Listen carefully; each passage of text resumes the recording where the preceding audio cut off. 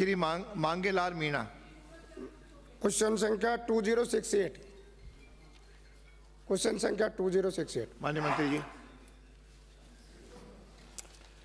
अध्यक्ष महोदय, इसका उत्तर मैं पढ़ देता हूँ। यहाँ राजस्व गांव धौराला में 27 हेक्टेयर भूमि व लक्ष्मणगढ़ उपखंड में ग्राम मुंडजोड़ी में 27 हेक्टेयर भूमि चिन्हित की गई है। धौराला राजस्व गांव की चिन्हित भूमि आवंटन के लिए जिला कलेक्टर व राजस्व विभाग को समय समय पर लिखा गया है। लक्ष्मणगढ़ में उक्त चिन्हित भूमि के आवंटन के पश्चात अग्रिम कार्रवाई किया जाना संभव है। माननीय सदस्य। माननीय अध्यक्ष महोदय, धौराला और मुंडजोड़ी में कब चिन्हित की गई थी जमीन, और उसके बाद कलेक्टर और रेवेन्यू मिनिस्टर के पास केवल पत्राचार के अलावा और कोई काम नहीं किया। अब कब तक इसको विकसित किया जाना करेंगे? माननीय मंत्री जी। अध्यक्ष महोदय, आपके माध्यम से मैं माननीय सदस्य को भी और पूरे सदन को भी अवगत कराना चाहता हूं कि हमारा इंडस्ट्री विभाग न केवल जो ज़मीनें आज उपलब्ध हैं उनको इस्तेमाल कर रही है, बल्कि आगे के लिए भी ज़मीनें चिन्हित करके लैंड बैंक तैयार कर रही है। लैंड बैंक का मतलब है कि तुरंत आज ही हम उन सारी ज़मीनों पे इंडस्ट्री नहीं खड़ी कर रहे। जब डिमांड आएगी तब जब डिमांड बेस्ड होती है, डिमांड आएगी हम डिमांड बेस्ड इंडस्ट्री चालू करेंगे।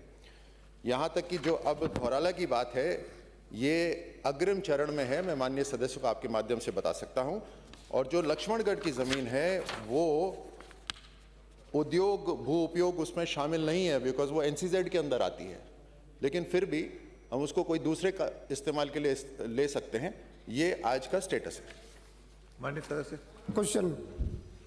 माननीय अध्यक्ष महोदय, राजगढ़ में इंडस्ट्रियल एरिया है, क्या उसका विस्तार करने की प्रावधान है? क्या विस्तार करने की योजना है आपकी, और कब तक विस्तार करोगे उसका? अध्यक्ष महोदय, राजगढ़ इंडस्ट्रियल एरिया अलवर से करीब 40 किलोमीटर है। धौराला जो अभी हमने चिन्हित करी है उससे तकरीबन 20 किलोमीटर है। राजगढ़ शहर से तकरीबन 15 किलोमीटर है। इसमें डोलोमाइट की प्रोसेसिंग हो रही है। उसमें भी अब दिक्कत आ रही है क्योंकि जो रिस्ट्रिक्शंस लगाए गए हैं माइनिंग के लिए, उस माइनिंग की वजह से वहाँ पर जो इंडस्ट्री की यूनिट्स लगी हैं उनका काम भी धीमा हो गया है। लेकिन अभी भी वहाँ पर तकरीबन 4 प्लॉट हैं जो खाली हैं।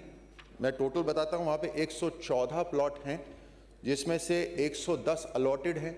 4 प्लॉट राजगढ़ इंडस्ट्रियल एरिया में ही खाली पड़े हुए हैं और 104 प्लॉट अंडर प्रोडक्शन है।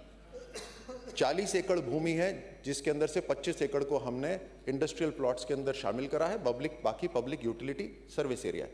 तो स्पेसिफिक है कि राजगढ़ के अंदर अभी एक्सपेंशन की जरूरत नहीं है क्योंकि वहां ही खाली पड़े हुए हैं। अगर किसी को जरूरत होगी तो वो 4 प्लॉट हम सबसे पहले देंगे। लेकिन अगर एग्रो बेस्ड इंडस्ट्रीज के लिए अगर डिमांड आती है तो हम निश्चित रूप से जो दूसरे इंडस्ट्रियल एरिया हैं उनको शामिल करेंगे। अगला प्रश्न है। छोटा सा निवेदन, माननीय मंत्री जी, मैं आपकी गलती नहीं बता रहा। आपके डिपार्टमेंट ने 5 बार लेटर लिखा है जमीन आवंटन करने के लिए। तो क्या कलेक्टर या सरकार की मंशा नहीं है क्या वहां जमीन अलॉट करने की? जब भूमि चिन्हित हो गई और आप खुद जो है अलग अलग मैं देख रहा था 2025 में 24 में आप 5 बार डिपार्टमेंट की तरफ से लेटर लिखा गया है भूमि का अलॉट करने का, तो न तो ना की जा रही है न हाँ की जा रही है। तो सरकार सामंजस्य तो बैठाए। माननीय मंत्री जी।